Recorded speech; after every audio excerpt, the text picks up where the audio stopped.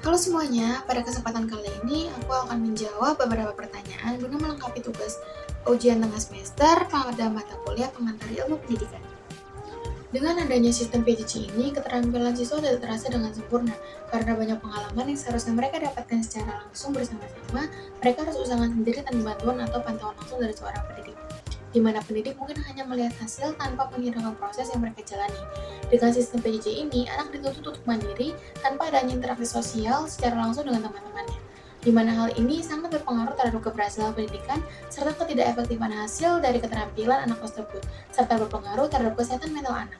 Untuk di Indonesia, aliran yang dianut yaitu konvergensi, di mana menganut faktor bawaan anak serta faktor lingkungan sama pentingnya dalam perkembangan anak. Dengan adanya PJJ ini, aliran ini tidak dapat terrealisasi dengan baik karena dalam pelaksanaannya, aliran ini secara tidak langsung menuntut lingkungan yang harus mendukung agar pendidikan anak dapat berjalan secara efektif.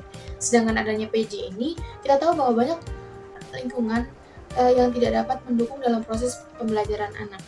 Untuk yang kedua, pertemuan jarak jauh ini dapat dikatakan berhasil menjadi alternatif pada saat COVID-19 menyerang Indonesia karena dapat mengurangi risiko dari paparan yang mengintai anak-anak.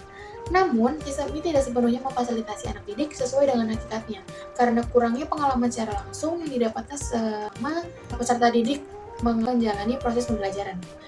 Di luar dari adanya pandemi COVID-19 ini, PJJ sangatlah tidak efektif bagi para siswa karena pada hakikatnya, pendidikan ini seharusnya memberikan pengalaman sosial secara langsung pada anak, memberikan arahan secara langsung, serta berbagi kegiatan di sekolah yang mampu menumbuhkan jati diri seorang anak. Namun, dengan PJJ ini, hal tersebut tidak terrealisasikan dengan baik dan fungsinya berubah seiring dengan berjalannya PJJ berkepanjangan ini, di mana anak terkesan menjadi introvert dan mungkin beberapa dari mereka sulit untuk berinteraksi dengan banyak orang. Hal ini merupakan dampak dari PJJ itu sendiri. Kesehatan mental mereka juga terancam dalam berjalannya proses pembelajaran PJJ ini, menuntut anak mandiri, serta menuntut lingkungan agar mendukung sistem kerjanya.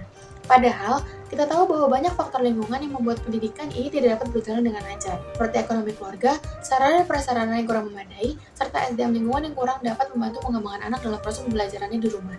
Sedangkan, dalam proses pembelajaran secara langsung, hal tersebut dapat meminimalisir dengan pengadaan fasilitas yang ada di sekolah, serta lingkungan kondusif yang ditumbuhkan dalam lingkungan sekolah. Yang ketiga, menurut saya, lingkungan sangatlah berpengaruh terhadap keberhasilan proses pembelajaran seorang anak. Seperti saya jelaskan di nomor 1 dan 2 tadi, bahwa tidak semua lingkungan anak mendukung jalannya proses pembelajaran. Lingkungan keluarga ataupun kerabat yang menganggap bahwa pendidikan itu tidak penting, serta kesibukan lingkungan yang kurang memberikan support kepada proses pembelajaran seorang anak. Sebagai contoh, dapat kita lihat dari beberapa lingkungan tidak mementingkan pendidikan tinggi, dan lebih memilih untuk bekerja seadanya dan menikah di umur yang masih belia.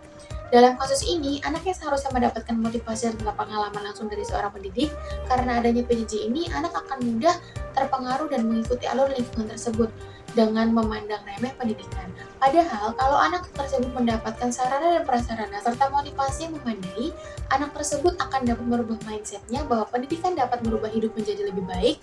Jadi menurut saya, lingkungan sangatlah berpengaruh terhadap keberhasilan dari proses pembelajaran seorang anak. Yang keempat, menurut saya, hal yang harus diperhatikan dan dipertimbangkan melihat keadaan masyarakat saat ini adalah statement sebagian masyarakat. Bahwa pendidikan dapat dilatih secara turun-menurun, serta tidak perlu pendidikan tinggi sangat melekat di sebagian masyarakat.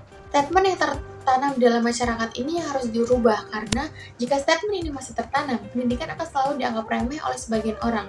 Dengan melihat masyarakat saat ini, kesehatan mental juga harus menjadi pertimbangan dalam proses pendidikan anak saat ini.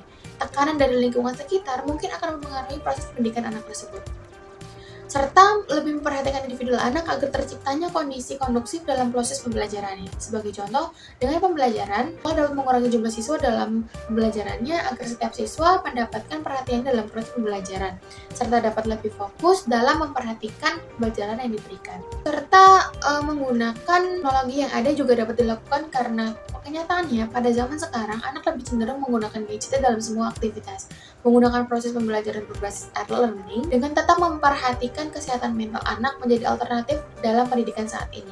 Harapan saya bahwa kedepannya pendidikan di Indonesia ini bukan hanya dianggap sebagai formalitas saja, melainkan pendidikan di Indonesia ini dianggap sebagai sebuah jembatan menuju kehidupan lebih baik lagi.